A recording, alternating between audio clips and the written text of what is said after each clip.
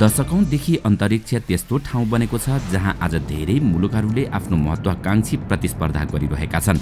अन्तरिक्ष अनुसन्धानको क्षेत्रमा संसारका कतिपय देशहरू आफूलाई एक अर्काबाट अगाडि देखाउने दौडमा छन्। शीत युद्धका बेला अमेरिका र सोभियत संघबीच केवल हतियार मात्रको दौड थिएन, उनीहरू पृथ्वीभन्दा पर अन्तरिक्ष प्रविधिमा पनि एक अर्काबाट अगाडि बढ्ने दौडमा थिए। दर्शकवृन्द, आउनुहोस् आजको यस श्रृङ्खलामा हामी अन्तरिक्षमा एसियाली मुलुकहरूको दौड कस्तो छ, आज हामी यसैको बारेमा चर्चा गर्नेछौँ। चीन। सन् 2003 मा चीनले मानवसहित स्पेस मिसन अन्तरिक्षमा पठाएको थियो, जसमा 11 जना यात्री थिए। एसिया महादेशमै यस्तो काम गर्ने चीन पहिलो देश बन्न पुगेको छ। सन् 1993 मा स्थापना भएको चीनको मुख्य अन्तरिक्ष agency China national space administration अर्थात् CNSA हो। हाल यो एजेन्सीको बजेट वार्षिक $11,000 मिलियन रहेको छ। यो संस्था स्पेस साइन्सको दुनियाँमा अग्रपंक्तिमा आफ्नो नाम लेखाउन सफल भइसकेको छ। सन् 2013 को चन्द्र 3 मिसनपछि चीनले आफ्नै अर्बिटर र ल्यान्डर चन्द्रमामा पठाएको थियो। चीनको ल्यान्डरले त्यहाँ सफ्ट ल्यान्डिङ गरेको थियो। यो कार्य गर्ने चीन संसारको चौथो मुलुक बन्न पुगेको छ भने एसियाको तर्फबाट पहिलो मुलुक बन्न पुगेको छ। यति बेला हामीले चीनिया अन्तरिक्ष एजेन्सीको चर्चा गरिरहँदा एकपटक CNSA को विगतमा पनि पुग्नुपर्ने हुन्छ। चीनिया अन्तरिक्ष वैज्ञानिक चेन चुएसन सन् 1934 मा अमेरिकामा थिए, पहिले विद्यार्थीको रूपमा र पछि अन्तरिक्ष वैज्ञानिकको रूपमा। अमेरिकाको लागि रकेट प्रक्षेपणको प्रविधि बनाउने तथा नासाको एक अन्तरिक्ष अनुसन्धान केन्द्र बनाउन उनले अहम योगदान दिएका छन्। द्वितीय विश्वयुद्धका बेला उनी अमेरिकी सरकारको वैज्ञानिक सल्लाहकारका बोर्ड थिए। सन् 1950 को म्याकार्थी युगमा अमेरिकाका तथाकथित कम्युनिस्ट जासुसहरूको खोजी सुरु भयो।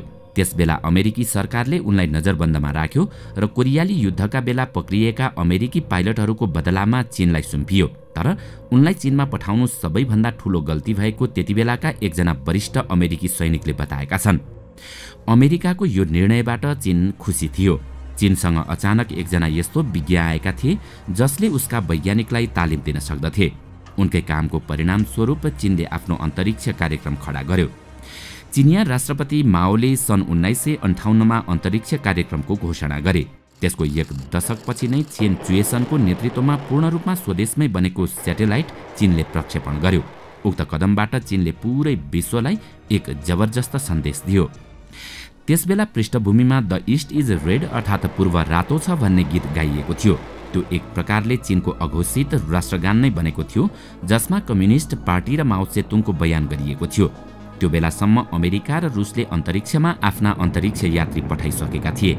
सन् 2003 मा चीनले पहिलो पटक अन्तरिक्षमा मानव पठायो। चीनका तर्फबाट याङ ली नै अन्तरिक्षमा पुग्ने पहिलो चिनिया नागरिक बने। त्यस यता हालसम्म 14 जना चिनिया अन्तरिक्ष यात्री अन्तरिक्षमा पुगिसकेका छन्। जनवरी 2019 मा चीनले चन्द्रमाको नदेखिने क्षेत्रमा सफलतापूर्वक अन्तरिक्ष यान उतारेको थियो। वास्तवमा चीन बाँकी विश्वलाई बताउन चाहन्छ कि उसले अमेरिकाले अहिलेसम्म गर्न नसकेको कुरा आफूले गरेर देखाएको छ र यो क्षेत्रमा आफू विश्वको सबैभन्दा अगाडि रहेको मुलुक भएको बताउन चाहन्छ। भारत।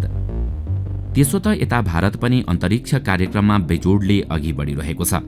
135 करोड जनसङ्ख्या र $3 ट्रिलियन को अर्थतन्त्र भएको देश भारत, जसको अन्तरिक्ष स्पेस एजेन्सीलाई इन्डियन स्पेस रिसर्च अर्गनाइजेसन अर्थात् इसरोको नामले चिनिन्छ। इसरोको स्थापना भारतका प्रसिद्ध वैज्ञानिक विक्रम साराभाईको निर्देशनमा भएको थियो। साथै यसको आजको बजेट लगभग वार्षिक $1,760 मिलियन रहेको छ। इसरोले अन्तरिक्षको खोजमा धेरै रेकर्ड कायम गरिसकेको छ। सन् 2008 मा इसरोको चन्द्रयान 1 मिसनले चन्द्रमाको सतहमा पानी रहेको तथ्य सारा संसारलाई बताएको थियो।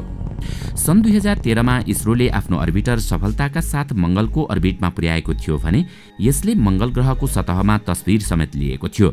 यो मिसनका लागि $74 मिलियन खर्च भएको थियो। आफ्नो दक्षता प्रदर्शन गर्दै इसरोले सन् 2017 मा एकैसाथ 104 वटा स्याटेलाइट लन्च गरेको थियो, जसले रसियाको रेकर्ड तोडेको थियो। सन् 2019 मा मिसन चन्द्रयानमा इसरोले आफ्नो अर्बिटरलाई चन्द्रमाको अर्बिटमा स्थापना गर्यो भने ल्यान्डर विक्रमलाई चन्द्रमाको सतहमा ल्यान्ड गराउने प्रयत्न गरेको थियो। भलै यसमा भारत असफल भए पनि इसरोले गरेको यो प्रयत्न सराहनीय र प्रशंसनीय मानिन्छ। त्यसो त इसरोले सन् 2022 मा मिसन गगनयानका माध्यमले भारतका अन्तरिक्ष यात्रीलाई समेत अन्तरिक्षमा पठाउने योजना बनाएको थियो। तर कोरोना भाइरसका कारण सायद इसरोको यो मिसन लम्बिन सक्छ। इसरोको महत्वाकांक्षी मिसन अन्तर्गत सन् 2030 सम्ममा उसले अन्तरिक्षमा आफ्नै स्पेस स्टेशन स्थापना गर्ने योजना बनाएको छ।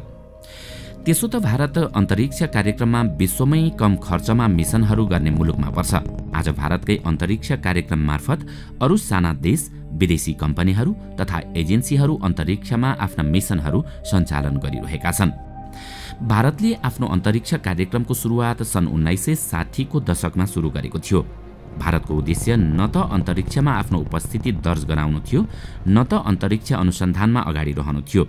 त्यतिबेला भारतको उद्देश्य बस देशको आर्थिक विकासमा योगदान पुर्याउनु थियो।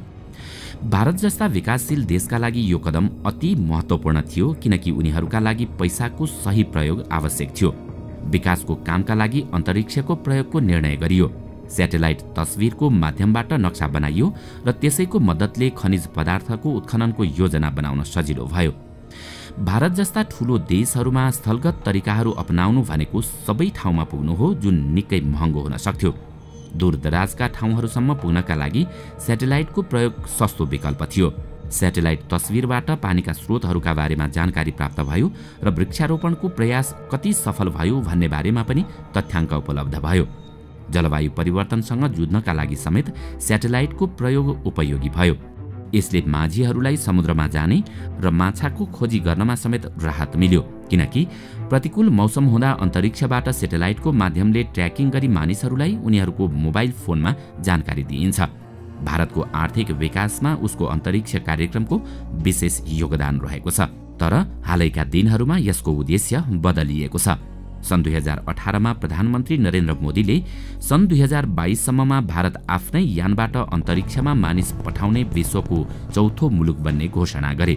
वास्तवमा अब अगाडि बढ्न आवश्यक छ भन्ने महसुस भारतलाई भयो। त्यसो त चीनको अन्तरिक्ष कार्यक्रमबाट भारतलाई पनि प्रेरणा मिलेको छ। आगामी दिनमा भारतले पनि महत्वाकांक्षी परियोजना अगाडि बढाएको देख्न पाइनेछ। विद्यमान भन्दा फरक मानववाहक अन्तरिक्ष यान भारतले बनाउन सक्दछ, जसले तापमान र गुरुत्वाकर्षणको प्रभाव झेल्न सकुन्। यसबाट अन्तरिक्ष कार्यक्रममा हुने खर्च बढ्नेछ, तर त्यसको सीधा रूपमा लाभ भने हुने छैन। तथापि आर्थिक विकासमा स्याटेलाइटको प्रयोग अझै पनि विश्वका सबै देशका लागि महत्त्वपूर्ण छ र आज विश्वका अन्य साना मुलुकहरूले समेत त्यही बाटो पछ्याइरहेका छन्। जापान। ज्याक्सा जापानको एउटा सरकारी संस्था हो। यसले अनुसन्धानसँग जोडिएका विभिन्न प्रकारका मिसनको विकासमा योगदान दिँदै आएको छ। सन् 2003 भन्दा पहिला यो संस्था फरक फरक 3वटा विभागमा बाँडिएको थियो। यी मध्ये पहिलो संस्थाको नाम institute of space and astronomical science थियो। यसले अन्तरिक्ष र ब्रह्माण्डको अनुसन्धानमा काम गर्दथ्यो। दोस्रो थियो national aerospace laboratory of Japan. यसले विमानसँग जोडिएका विभिन्न पक्षका बारेमा अनुसन्धान गर्ने गर्दथ्यो। तेस्रो संस्थाको नाम national space development agency of Japan थियो। यसले रकेट र स्पेससँग जोडिएका विविध पक्षका साथै अन्तर्राष्ट्रिय स्पेस स्टेसनमा जोडिएको जापानको भाग किवो अर्थात् जापानी एक्सपेरिमेन्ट मोड्युल तयार गरेको थियो। आज मुख्य रूपमा जापानको अन्तरिक्ष एजेन्सीलाई जापान एरोस्पेस एक्सप्लोरेसन एजेन्सी अर्थात् ज्याक्सा भनिन्छ। जापानको स्पेस एजेन्सीले चन्द्रमा र मंगल ग्रहमाथि मात्र काम गर्दैन, यसले त एस्टेरोइडका बारेमा पनि खोज गर्दै आएको छ। सन् 2003 मा institute of space and astronomical साइन्सले हायाबुसा नामक रोबोटिक स्पेसक्राफ्ट एस्टेरोइडमा पठाएको थियो। हायाबुसालाई इटोकावा नामक पृथ्वीबाट नजिक रहेको एस्टेरोइडमा पनि पठाइएको थियो। उक्त एस्टेरोइडमा रहेका धुलोका कण र माटोको नमुना सङ्कलन गरेर ल्याउनका लागि वैज्ञानिकले यो मिसन सुरु गरेका थिए। यही मिसन अन्तर्गत हायाबुसालाई उक्त एस्टेरोइडमा उतारिएको थियो। सन् 2000 मा रोबोटिक मिसन तय गरिएदेखि हायाबुसाले विज्ञानको क्षेत्रमा नयाँ आशा जन्माएको थियो। हायाबुसा सन् 2003 मा उचिनोरा स्पेस सेन्टरबाट लन्च गरिएको थियो भने सन् 2005 मा यो इटाकावामा उत्रिएको थियो। केही समयसम्म यसले एस्टेरोइडमा रहेर नमुना सङ्कलन गरेको थियो। त्यसपछि सन् 2010 जुन 13 मा यसलाई अस्ट्रेलियामा अवतरण गराइएको थियो।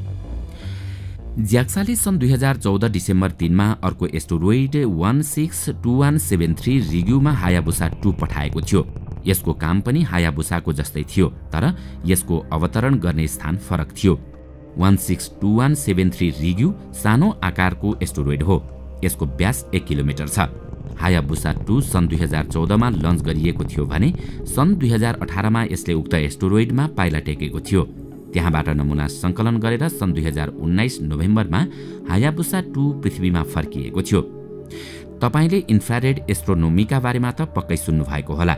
यसले आकाशमा रहेका अनेकन ग्यालेक्सी र ताराका बारेमा अनुसन्धान गर्ने कार्य गर्दछ। जुन वस्तु हामी नाङ्गो आँखाले देख्न सक्दैनौं त्यसको अध्ययन गर्नका लागि इन्फ्रारेड एस्ट्रोनोमीको प्रयोग हुने गर्दछ। स्पिट्जर टेलिस्कोप र हसल स्पेस अब्जर्भेटरी जस्ता स्पेस टेलिस्कोप यस्तै विषयको अध्ययन गर्न बनाइएको थियो। अहिले यी दुवै स्पेस टेलिस्कोपको कार्य अवधि समाप्त भइसकेको छ। जापान सन् 1995 देखि नै यस कार्यमा संलग्न हुँदै आएको छ। सन् 1995 मा जापानले इन्फ्रारेड स्पेस अब्जर्भेटरी ब्रह्माण्डमा पठाएको थियो, जसले सन् 1998 सम्म काम गरेको थियो। सन् 2006 मा अकारी अन्तरिक्षमा पठाइएको थियो। अहिले सन् 2032 मा space infrared telescope for cosmology and astrophysics आकाशमा पठाउने तयारीका साथ काम भइरहेको छ।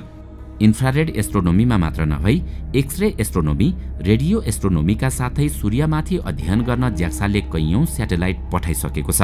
ज्याक्साले सूर्यको अध्ययन गर्नका लागि सन् 2006 मा हिनोदे स्याटेलाइट अन्तरिक्षमा पठाएको थियो। यो स्याटेलाइटले सन् 2022 सम्म काम गर्नेछ। जीपीएस अमेरिकी सरकारद्वारा विकसित गरिएको उपग्रह हो। जीपीएसलाई सही तरिकाले काम गराउनका लागि अमेरिकी सरकारले ज्याक्सासँग मिलेर 4 वटा स्याटेलाइट बनाएको थियो। यो पूरै प्रक्रियालाई क्वाक्सिजेनिस स्याटेलाइट सिस्टमका नामले पनि चिनिन्छ। यी 4 वटा स्याटेलाइटलाई यसअघि नै अन्तरिक्षमा पठाइसकिएको थियो। यो सिस्टमको पहिलो स्याटेलाइट मिचिबिकी 1 थियो, जुन सन् 2010 मा अन्तरिक्षमा पठाइएको थियो। चौथो तथा अन्तिम स्याटेलाइट मिचिबिकी 4 सन् 2017 अक्टोबर 10 मा प्रक्षेपण गरिएको थियो। सन् 2018 बाट यी सबै स्याटेलाइटले काम गर्न थालेका थिए। यसबाट प्रभावित भएर सन् 2020 सम्ममा अन्य 7 वटा स्याटेलाइट पठाइसकिएको छ। जापानले मंगल ग्रहमा पनि आफ्नो स्याटेलाइट पठाइसकेको छ, तर यो कार्यमा भने उसलाई सफलता प्राप्त भएन।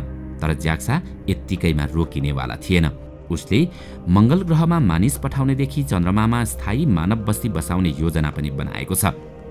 सन् 2017 अक्टोबर 18 मा जापानले पठाएको एउटा स्याटेलाइटले संसारलाई अचम्मित पारेको थियो। यो स्याटेलाइटले चन्द्रमाको सतहमा एउटा टनेलका बारेमा खोज गरेको थियो। उक्त टनेलको आकार धेरै ठूलो थियो। यो टनेल सेलेन नामक स्याटेलाइटले पत्ता लगाएको थियो। यो स्याटेलाइटलाई जापानी भाषामा कागुया नाम दिइएको थियो। कायुगा सन् 2007 सेप्टेम्बर 14 मा तानेगासीमा स्पेस सेन्टरबाट लन्च गरिएको थियो। यही स्याटेलाइटले चन्द्रमाको सतहमा चक्कर लगाउँदै गर्दा 50 मिटर गहिराई र 50 मिटर चौडाइ भएको टनेल फेला पारेको थियो। त्यहाँ ल्यान्ड गरेपछि त्यसले 50 किलोमिटर लम्बाई र 100 मिटर चौडाइको खाडल पनि फेला पारेको थियो। अनुकूल वातावरण देखेपछि वैज्ञानिकले त्यहाँ मानव बस्ती बसाउन सकिने अनुमान लगाएका थिए। ज्याक्साले पृथ्वीको चारैतर्फ धेरै स्याटेलाइट पठाइसकेको छ, जसबाट धरतीको सतहमाथि रहेको कार्बन डाइअक्साइड ग्यासको अध्ययनका साथै जलवायु र वर्षाका बारेमा पनि खोज गर्न सकिनेछ। यी स्याटेलाइट मध्ये एउटा स्याटेलाइटको नाम ट्रपिकल रेनफल मेजरिङ मिसन थियो। यो स्याटेलाइटले ट्रपिकल वर्षाको सठिक कारण खोज्न मद्दत गर्दछ। यी काम गर्दै ज्याक्सा अन्य संस्थासँग पनि जोडिएको छ। नासा, ईसा, इसरो जस्ता संस्थासँग जोडिएर ज्याक्साले अन्तरिक्ष विज्ञानमा आफ्नो योगदान दिँदै आइरहेको छ। यूएई त्यसो त एसिया महादेश अन्तर्गत अरब क्षेत्रको पहिलो अन्तरिक्ष लक्ष्यको रूपमा रहेको यूएईले आफ्नो मंगल मिसन सन् 2020 जुलाई 19 मा सफल प्रक्षेपण गरेको थियो। उक्त यानमा मंगलको वायुमण्डलको जटिल बनोट नाप जाँच गर्नका लागि 3 प्रकारका उपकरण जडान गरिएका छन्। पहिलो उपकरण अन्तर्गत त्यसमा हाई रिजोल्युसनको मल्टिब्यान्ड क्यामेरा रहेको छ, जसले मंगल ग्रहको धुलो र ओजन तह नाप्नेछ। दोस्रोमा इन्फ्रारेड स्पेक्ट्रोमिटर रहेको छ, जसले वायुमण्डलको माथिल्लो र तल्लो तह नाप्नेछ। यो उपकरण अमेरिकाको एरिजोना स्टेट विश्वविद्यालयले विकास गरेको हो। यो आयोजनामा 3 वटा अमेरिकी विश्वविद्यालयहरू सहभागी छन्। तेस्रो उपकरणमा सेन्सर अल्ट्राभायोलेट स्पेक्ट्रोमिटर रहेको छ, जसले अक्सिजन र हाइड्रोजनको तह नाप्नेछ। यूएई यसअघि पनि अन्तरिक्षको यात्रामा सहभागी भएको थियो। यसले पृथ्वीको कक्षामा रकेटहरू पठाएको छ भने एकजनालाई अन्तर्राष्ट्रिय अन्तरिक्ष स्टेसनमा समेत पठाएको थियो। अन्तरिक्षमा जाने पहिलो अरबी अन्तरिक्ष यात्री साउदी अरेबियाका राजकुमार सुल्तान बिन सलमान अल साउद हुन्। उनी सन् 1985 मा अमेरिकी अन्तरिक्ष यानमा उडेका थिए। कुनै बेला अमेरिका र सोभियत सङ्घ मात्र अन्तरिक्ष दौडमा अगाडि देखिन्थे भने अहिले आएर एसियाली देश चीन, जापान र भारतले समेत टक्कर दिन थालेका छन्। त्यसो त पछिल्लो समय अन्तरिक्ष दौडमा प्रमुख खेलाडीको रूपमा चीन अग्रताका साथ अगाडि देखा परेको छ भने भारत कम बजेटमा सफल मिसनहरू गर्ने देशको रूपमा चिनिएको छ। त्यस्तै जापानको अन्तरिक्ष अभियानमा नयाँ टेक्नोलोजीसँगै स्पेस मिसनका खोज कार्यक्रमहरूले विश्वमा चर्चा बटुलिरहेको छ। दर्शकवृन्द, तपाईलाई आजको यो श्रृङ्खला कस्तो लाग्यो हामीलाई कमेन्टमा अवश्य बताउनुहोला। साथै आजको श्रृङ्खला तपाईलाई राम्रो लाग्यो भने लाइक तथा शेयर गरी हाम्रो च्यानललाई सब्स्क्राइब गर्न नभुल्नुहोला र साथमा रहेको बेल आइकन पनि थिच्नुहोस् ताकि हामीले अपलोड गर्ने नयाँ भिडियोको जानकारी सबैभन्दा पहिला तपाईलाई प्राप्त होस्। आजका लागि यति नै। अर्को भिडियोमा अझै रोचक तथ्य लिएर आउने नै छौँ। तबसम्मका लागि बिदा दिनुहोस्। नमस्कार।